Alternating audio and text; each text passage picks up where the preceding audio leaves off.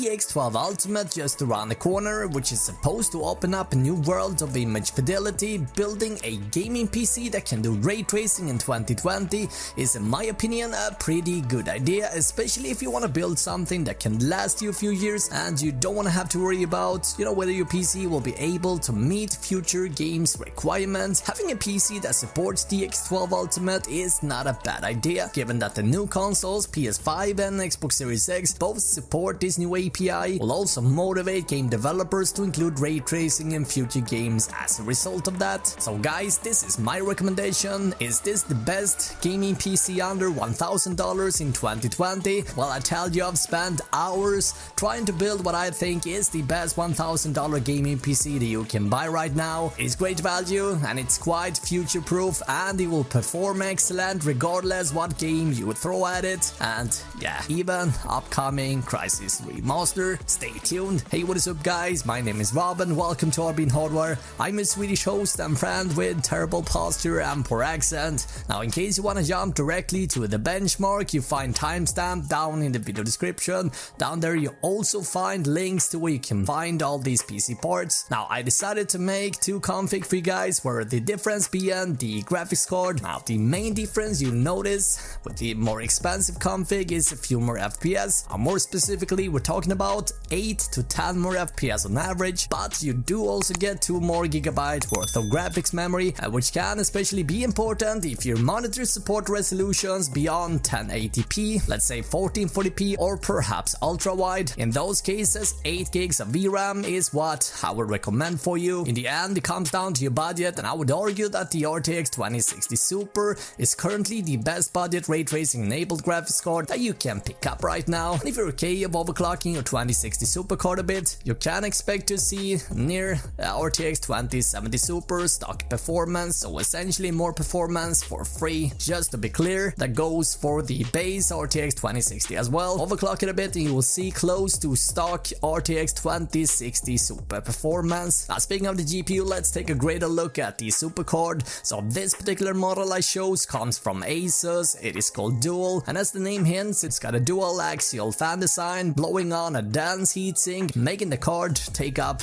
2.5 PCIe slots. Now, what's cool here and what I find important and what made me choose this particular card is that the fans won't spin at all if the temperature stays below a certain degree, making the card completely silent. So one question I see a lot: what is the deal with the Super cards? So one of the biggest upgrade NVIDIA made with the 2060 Super was adding 2 more gigs of VRAM, giving the card 8 gigs effectively, which can be particularly important when gaming above 1080 or Full HD, and this is where VRAM shortage can be a common problem. Now, looking at the specs, there is also a difference in CUDA cores, RT and Tensor cores, and clock speeds. Ultimately gives the Super card 8 to 10 more FPS compared to its slower sibling.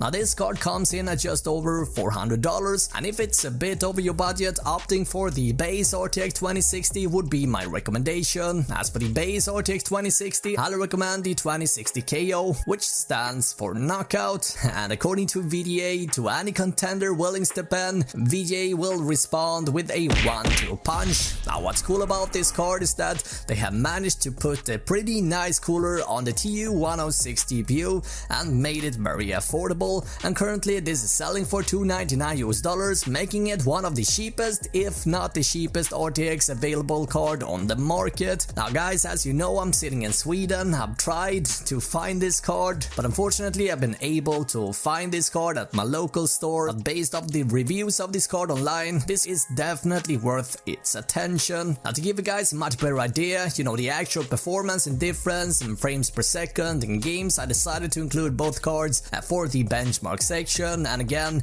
you find both cards listed down below. With that said, let's take a look at the processor, coming in at $172. This is AMD's 3rd-gen Ryzen, the R5 3600, based on TSMC 7nm process, got 6 cores and 12 threads. And why I picked the 3600 is mainly because of 2 reasons. Number 1, it is a brilliant CPU. It has also dropped in price quite a lot over its lifespan, from a launching MSRP of $200 down to now $172. It's got 6 cores with SMT, with high enough IPC and clock speed to never become a bottleneck for our system, and unless you got a bigger budget to opt for the more powerful 8-core 3700X. This 6-core processor will do the magic for us, no problem. Having hyperthreading has not just shown having a positive impact on the frame rate, it can actually boost quite a lot in many applications outside gaming. The 3600 also got quite high clock speed, which is important for gaming as well. And overall, even though the CPU plays an important role in the gaming PC space, it is typically not as important as the graphics card. Therefore, we can save a bit of money here to then spend it on a more powerful graphics card. Last but not least, the 3600 also comes with a cooler, and it's actually a pretty good one, so that's a good thing. We don't have to think about that. Despite that, I decided to throw on an RTX latest 34 Duo eSport cooler, and this is a very affordable CPU cooler, and if you have a few more dollars to spend, this is the cooler I would pick. Now, pricing is something that we care about for this build, and you can save lots of money on the motherboard if you're not really interested in doing, heavy overclocking, run dual graphics cards, or having, additional SATA and USB ports. And typically there is no reason shelling out hundreds of dollars on the motherboard. The truth is, a budget-friendly motherboard will give you the same gaming experience anyway. So to keep the pricing down while not sacrificing, any essential stuff, you can get away pretty cheap here. For this build, I decided to go with Aorus B450, coming in at $130. It got support for dual channel DDR4, the latest SATA standard. We got dual M.2 slots, gigabit Ethernet with AC, Wi-Fi and Bluetooth, plenty of USB 3 ports, and it even supports USB 3.1 Gen 2. The motherboard you choose will typically not impact the number of frames and your gaming experience in general, and for most people out there, you're not going to miss any of these,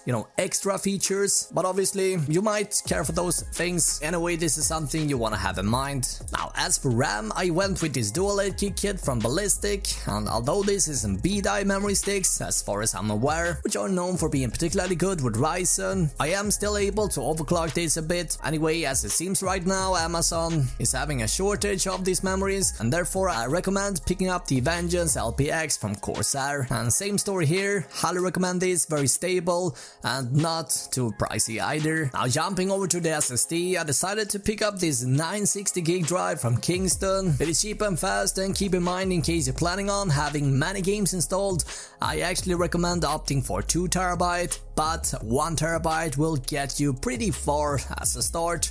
As for the power supply, I went with this 650 watt unit from Corsair. It's got 80 plus bronze efficiency, and it's got that extra headroom in case you want to upgrade the system with the beefier graphics card later down the road. It is also semi-modular, meaning that you won't have to deal with, heaps of cables you don't have any use for. This will make cable management and cable routing so much easier when installing this in your PC case. And speaking of the case, I've talked about this case in videos in the past, and in my 15 years of building PCs, I actually never stumbled across anything like this before in my life, and guarantee you guys, Lee is losing money on this chassis. Anyway, it's called LAN-Cool 2. Apparently it's born to perform, it is powerful, and it's multifunctional, and it's well crafted, and normally you would take these words with a grain of salt, especially when you see the words presented on screen like this. In all seriousness, this case delivers on everything it promises, and it over-delivers. And for $95 you get tempered glass on hinges on two sides, and to open up the panels you first open up the side shrouds, and everything is held in place by strong magnets. And by the way, pretty much every part of this case is made of aluminum too, and because both sides uses tempered glass windows, Lee uses cover plates to get rid of the visible cables. And I gotta be honest, I didn't spend too much time here, but look at the results. The front also got some well needed RGB treatment, and the case even comes included with 3 120 fans running in 1300 RPM, so you want to connect these to your motherboard and you want to make fan curves for them, so